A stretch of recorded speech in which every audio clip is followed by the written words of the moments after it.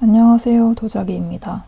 오늘은 제가 최근에 산 책들을 쭉 소개해 드리려고 해요. 자, 먼저 첫 번째 책은 리베카 솔닛의 최근에 나온 신작 이것은 누구의 이야기인가입니다. 여기 보면 부제가 미투 운동에서 기후 위기까지, 그리고 거기에서 여성들의 이야기가 담긴 책인 것 같아요. 리베카 솔닛의 책은 작년에 멀고도 가까운이랑 그 다음에 그 해방자 신데렐라 두 권을 읽었는데, 해방자 신데렐라는 신데렐라를 여성 서사로 각색해서 쓴 이야기고, 멀고도 가까운은 작가의 개인적인 삶이랑 그 다음에 책이랑 얽힌 에세이였어요. 그런데 이거는 좀 사회적인 의제랑 그 다음에 여성들의 이야기가 얽힌 책인 것 같은데, 특히 제가 요즘에 미투 운동은 물론이고 기후 위기에도 좀 관심이 있어서 그거를 여성과 어떻게 얽혀서 이야기를 풀어갈지 좀 많이 궁금한 책입니다. 그 다음에 두 번째 책은 안톤 체호프의 사할린 섬입니다. 사할린 섬은 러시아 극동에 있는 섬이죠. 그래서 오히려 러시아의 수도인 모스크바보다는 우리나라랑 일본 쪽에 더 가까운 극동에 있는 섬인데, 안톤 체호프가 사할린 섬에 19세기 말에 갔다고 해요. 근데 그 당시에는 지금 그 시베리아 횡단 열차가 아직 놓이기 전이라서 여러 가지 뭐 마차를 타고 그런 걸 이용해가지고 왔다고 하는데, 그 안톤 체호프가 사할린 섬을 와서 한 기록입니다. 뭐 교도소도 가고 그랬다고 하는데, 또 안톤 체호프가 의사이기도 했잖아요. 그래서 그런 작가로서의 시선이랑 의사로서의 시선이 어떻게 여기에 담겨 있는지 많이 궁금한 책이에요. 사실 이 책은 사고 싶은 지 굉장히 오래됐는데 좀 살까 말까 망설이다가 한번 품절이 됐어요. 그때 거의 저 속으로 피눈물을 흘렸었는데, 동북아 역사재단 홈페이지에 가시면 이북으로 PDF 형식으로 다운을 받으실 수 있지만, 저는 역시 책은 종이책이라고 생각하는 편이라서 계속 기다리다가 이번에 품절이 풀려가지고 다시 재입고되어서 당장 질렀습니다. 그 다음에 세 번째로 산 책은 역시 또 안톤 체호프의 책입니다. 제가 안톤 체호프의 단편 소설이랑 뭐 희곡을 정말 좋아하는데, 생각해보니까 안톤 체호프의 삶을 다룬 책은 아직 읽어본 적이 없더라고요.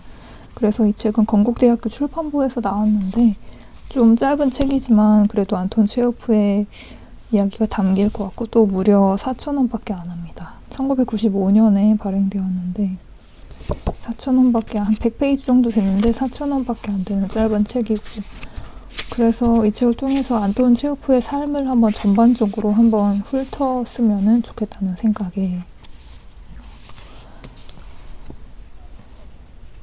그 다음에는 또 빠질 수 없는 러시아 문학이 또 나오는데요.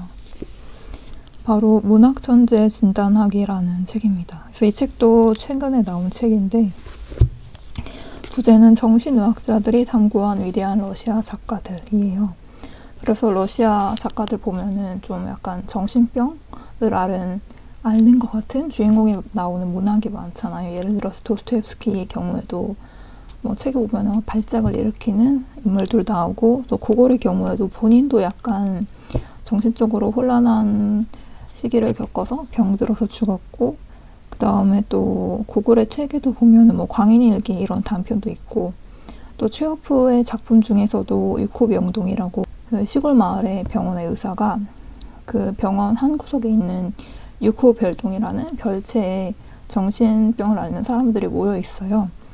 거기에서 좀 자기와 대화가 통하는 것 같은 한 환자랑 이야기를 하다가 결국에 그 의사 본인이 그 유코병동, 정신병을 앓는 환자들이 모여있는 병동에 갇히는 그런 이야기예요. 그렇게 해서 좀 러시아 문학이랑 정신질환이랑 저는 좀 떼놓을 수 없는 관계라고 생각하는데, 그거를 그 문학 속에 나와 있는 인물들을 정신의학자들이 어떻게 바라보나, 아니면은 이런 러시아 작가들의 정신에 대해서 어떻게 바라보나, 이런 걸로 좀 담은 책인 것 같아요. 그래서 지금 읽고 있는데 1장은 고골의 이야기예요. 그래서 고골이 좀 굉장히 혼란스럽게 죽었거든요.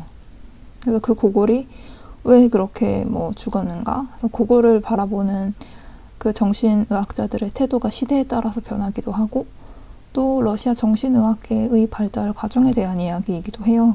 그래서 이 책은 좀 천천히 읽게 되는데, 그래도 제가 워낙 관심이 있는 주제라서 계속 읽어나갈 생각입니다. 그 다음 책은 오랜만에 제가 또 시집을 샀습니다. 보리스 파스테르나크의 끝까지 살아있는 존재라는 시집이에요. 그래서 좀 두꺼운 시집인데 위는사회에서 나온 세계 시인선에 포함이 돼 있고, 사실 이 책 시집은 뭐 문학이나 다른 비문학 책처럼 처음부터 끝까지 쭉 읽을 수가 없잖아요. 중간중간에 뭐 하나씩 읽거나 아니면 마음에 드는 시를 읽는 편인데, 그래서 이 책을 산 이유는 일단 여기 보시면은 여기 7부 유리 지바고의 시가 있어요. 그래서 제가 작년에 읽은 닥터 지바고 마지막 뒤에 보시면은 거기 닥터 지바고 주인공이 의사이기도 하면서 시인이거든요. 그래서 이름은 유리 지바고인데 그 유리 지바고가 쓴 시가 수록되어 있어요. 그래서 결국 그거는 보리스 파스테르나크 본인이 쓴 시죠.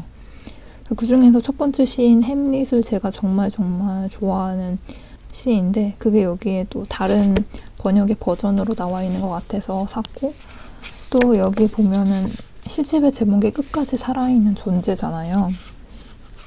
그런데 이 끝까지 살아있는 존재가 어느 시에서 나온 거냐면은 바로 이 유명해지는 건 꼴 사납다라는 시에서 나온 문장이에요.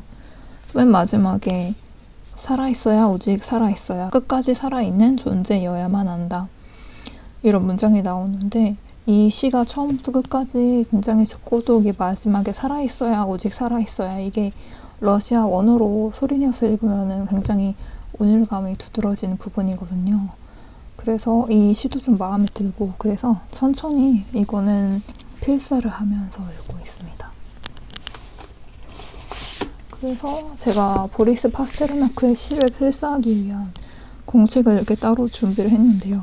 여기 제가 작년에 만든 러시아어 알파벳 스티커를 가지고 보리스 파스테르나크 이름을 썼고, 여기에 이가 빠졌네요.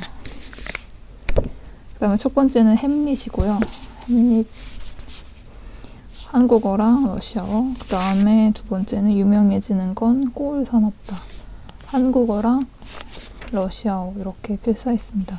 아직 이 두 개밖에 안 했는데 필사는 천천히 시간 날 때, 마음에 와닿을 때 계속 갈 생각입니다. 그 다음에 이렇게 책을 많이 사서 또 사은품을 받았어요. 사은품은 바로 이 빈센트 반 고흐의 그림이 있는 무려 금장 노트입니다. 여기 책의 세 면이 금장이 되어 있는데, 이 사은품 정말 오랜만에 사은품 때문에 책을 사고 싶은 굿즈였어요. 그래서 공책 표지도 너무 예쁘고 금장도 너무 마음에 들어서 오랜만에 정말 아깝지 않은 사은품이었습니다. 그래서 이 노트는 어디에 쓸지 좀 고민을 하고 있는데, 그 다음에 또 최근에 산 책은 이거는 텀블벅에서 받은 책인데요. 제목은 러시아 아방가르드의 이론과 실제, 카즈미르 말레비치와 그의 학파라는 책이에요. 양장본으로 되어 있는데 이렇게 보면 뒤에 여기 디자인이 참 예쁘죠.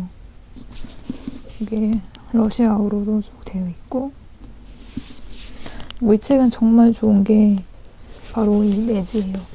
내지 레이아웃이 정말 좋은데, 이런 식으로 그림도 바로 여기 밑에 있는 게 아니라 그림 3-76 하면 여기로 가서 봐야 되고, 이런 식이에요.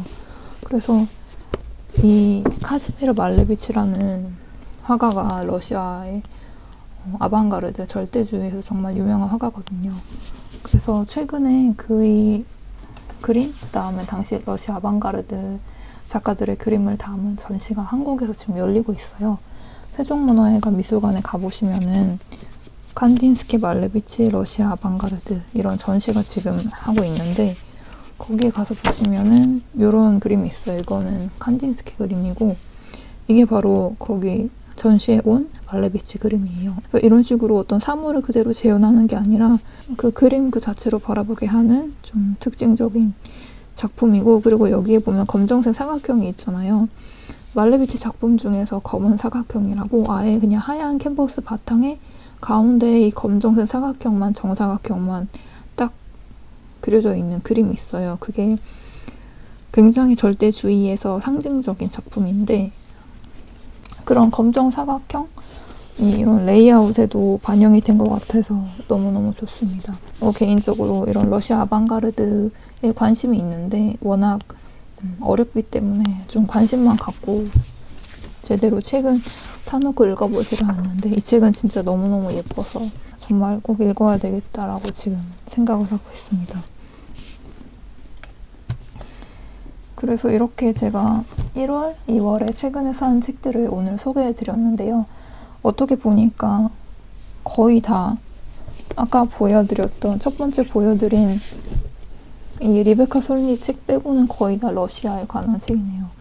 제가 또 이렇게 취향이 관심사가 이렇기 때문에 어쩔 수 없이 한쪽에 치우치게 되는데 그래도 올해도 역시 이 산 책들과 그 다음에 도서관에서도 책들을 빌려보면서 다시 열심히 독서를 해보려고 합니다. 그래서 오늘 영상은 여기까지고요. 오늘도 영상 봐주셔서 감사드리고 다음 시간에도 또 다른 이야기로 찾아뵙도록 하겠습니다. 감사합니다.